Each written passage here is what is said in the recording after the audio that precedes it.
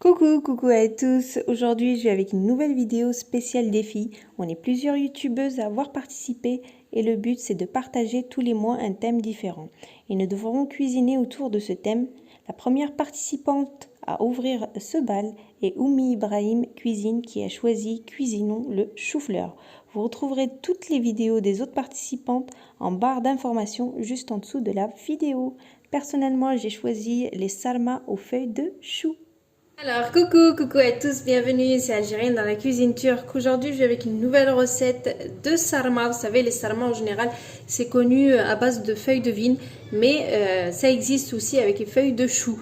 Donc voilà, donc on va faire avec les feuilles de chou. On va, voilà, c'est une de mes préférées. Enfin les deux ils sont super bons, mais ça reste une de mes préférées, le sarma aux feuilles de chou.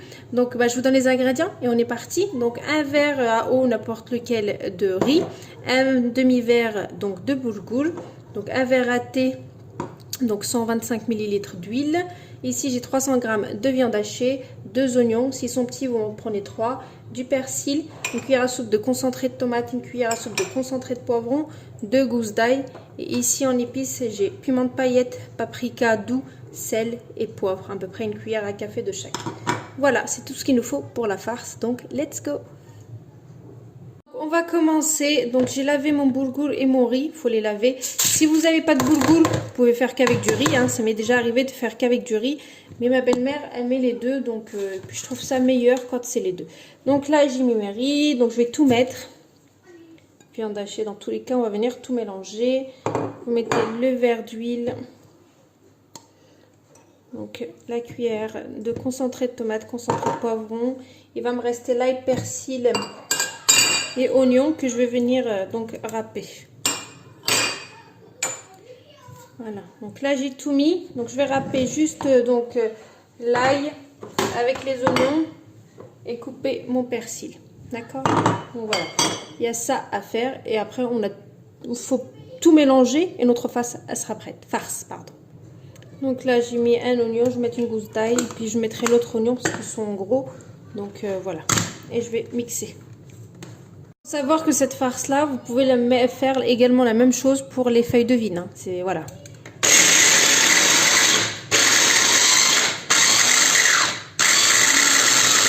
Donc à chaque fois que je râpe,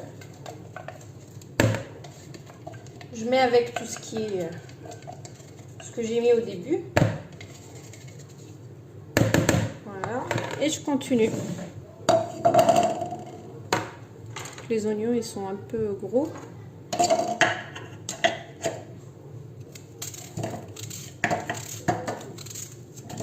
Voilà. Vous pouvez la préparer la veille pour le lendemain, hein, cette farce. Donc comme ça, vous inquiétez pas, il y a de l'ail, c'est un conservateur, donc elle risque rien.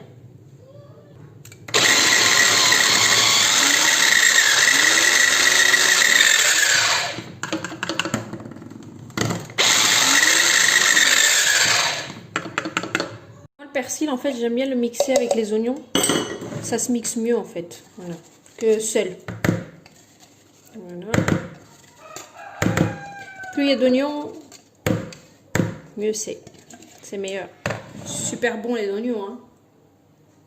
Donc là j'ai vraiment tout mixé, donc j'ai plus qu'à mélanger ma farce et elle sera prête. Vous voyez, c'est super simple à faire. Donc comme je vous ai dit, vous pouvez la faire la veille pour le lendemain. Le lendemain, vous n'avez plus qu'à cuire vos choux et puis à remplir vos choux.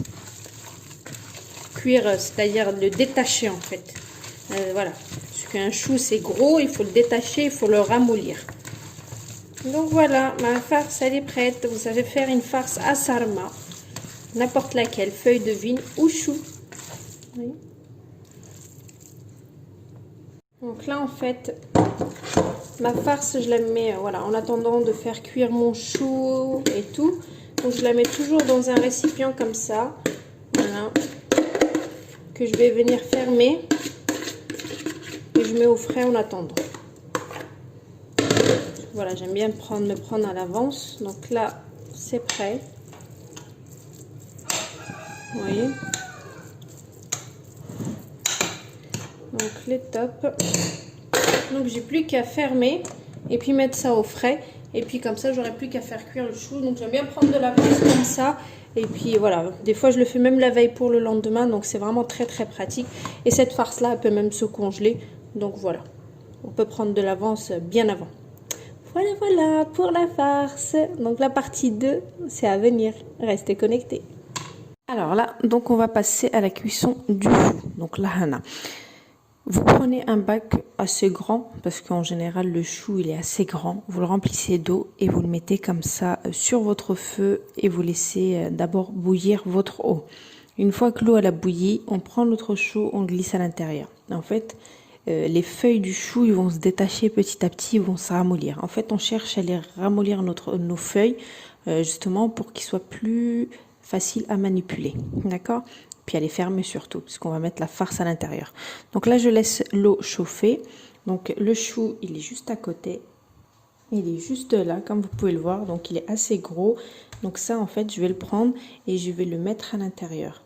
Et je sais, une fois que ça commence à bien cuire, en fait, je sépare les feuilles petit à petit et je les enlève. Donc je vais prendre un récipient à côté pour pouvoir les enlever et les poser dans mon récipient. Donc je vous expliquerai ça tout à l'heure petit à petit. Donc voilà, mon lahana. Donc je laisse l'eau cuire. Dans un premier temps, en fait, on va prendre notre lahana. On va couper en fait ça. Donc dès qu'on coupe ça, en fait, ça sera plus facile à détacher. On va dire que c'est le centre du chou, donc il faut absolument couper ça pour que les feuilles se détachent facilement. Donc comme vous pouvez le voir, donc là j'ai enlevé cette partie là, donc encore un petit peu enlevé là. Voilà, vous enlevez bien ce gros bloc. Donc là j'ai enlevé, donc là je vais le mettre dans l'eau. Voilà, vous voyez, donc là je vais le mettre directement comme ça dans l'eau. Alors, donc comme vous pouvez le voir, là je suis en face, donc je l'ai mis, l'eau elle a bien chauffé. Donc comme vous pouvez voir, après ça se décolle tout seul, vous voyez. Voilà. Donc avec une petite pince, voilà, ça se décolle très très bien. Donc là je vais laisser encore un petit peu, mais comme vous pouvez le voir, regardez. Les feuilles se décollent toutes seules, mais il faut bien les laisser ramollir. Voilà, et après vice versa. À chaque fois que ça va arriver dans une autre feuille, il faut laisser un peu le temps de cuire et ça se décollera tout seul. Jusqu'à, donc une fois que vous voyez que ça s'est bien ramolli, vous enlevez et vous mettez dans votre bac et vice versa, jusqu'à finir votre lahana. En général, tout ce qui reste à la fin, les petits bouts, ils vont être trop durs et on ne pourra pas les utiliser. Donc il faut les laisser pour mettre en dessous dans la cocotte ou dans la marmite pour pas que vos sarma brûlent. Mais tout ça, je vous montrerai étape par étape. Déjà, je vais tous les décoller et les ramollir et je reviens. Alors, donc là, en fait, ça se détache bien. J'enlève, je mets là.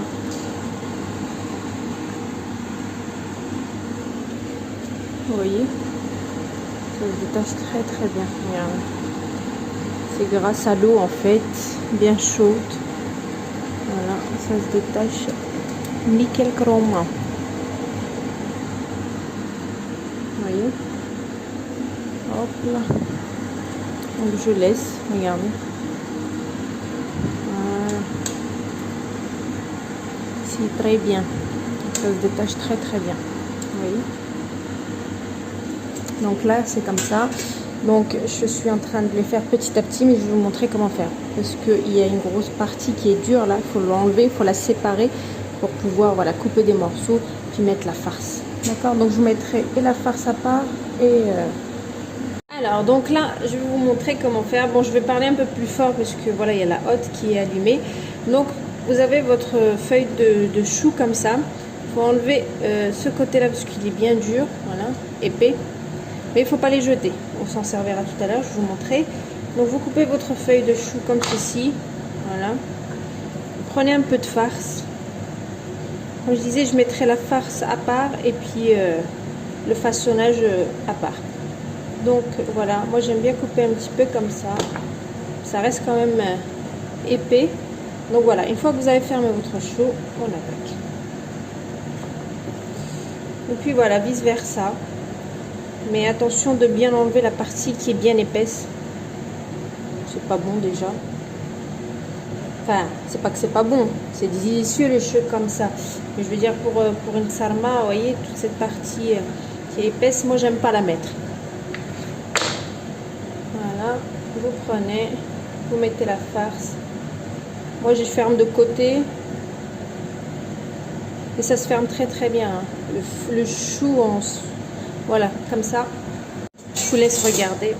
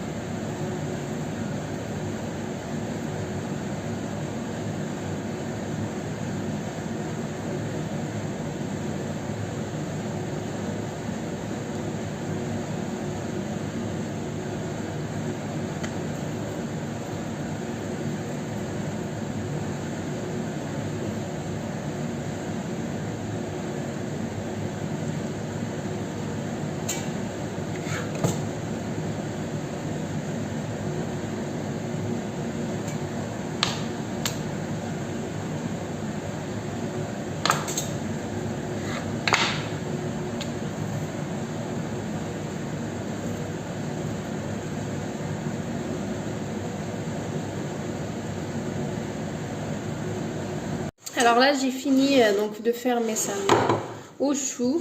Donc vous prenez un récipient et vous savez toutes les chutes qu'on a pu découper, donc qu'on n'avait pas besoin, donc les gros morceaux, donc vous les mettez en dessous. Et en fait, ça va nous servir à protéger nos sarmas, c'est-à-dire si jamais voilà, ça brûle ou ça commence, et ben en dessous ça brûle, mais pas nos sarmas, d'accord? Donc il faut toujours faire ça, que ce soit pour ces sarmas-là ou pour les sarmas, vous savez, aux feuilles de vigne. C'est pareil. Donc si vous reste pas de chute, admettons, vous tombez sur une bonne, mais bon, c'est très très rare. C'est jamais, je dirais. Donc vous faites en fait, vous mettez des rondelles de citron. Vous pouvez même mettre, si vous avez de la viande, si vous voulez que ça donne un goût de viande et que vous n'avez pas mis de viande hachée dans vos sarmas, en fait, vous pouvez mettre des morceaux de côtelettes en bas. Voilà, vous pouvez mettre vraiment ce que vous voulez en bas. C'est un choix. Donc là, c'est bon, ça ira. Donc là, j'ai mis les sarmas comme vous pouvez. Donc j'ai bien couvert. Et ensuite, donc je vais prendre mes sarmas et je vais commencer à les poser, à bien les positionner. Il faut bien les ranger. Vous voyez, il faut bien les caler en fait. Voilà. Voilà. Donc là, je vais ranger correctement mes sarmas. Donc moi, j'en ai fait qu'une après, voilà, les petites. Mais après, si vous voulez, vous en faites un peu plus. Hein. Donc voilà, je range mes sarmas de cette façon. Il faut bien les serrer entre elles, qu'il n'y ait pas d'espace. Voilà. Je finis ça et je reviens.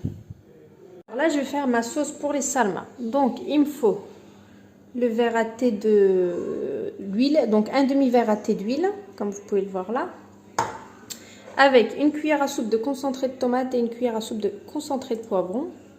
Voilà, que je vais venir bien mélanger. Donc là, j'ai mis, donc je vais rajouter, vous voyez, de la menthe séchée. Je vais mettre du sel et de l'eau.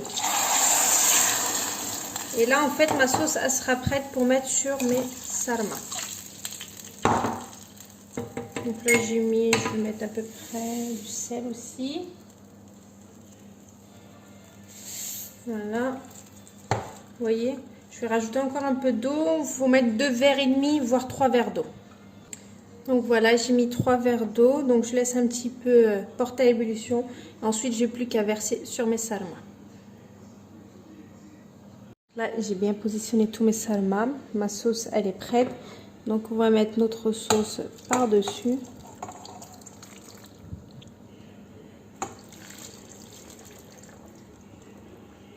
Donc, c'est la sauce qui va servir, en fait, pour la cuisson.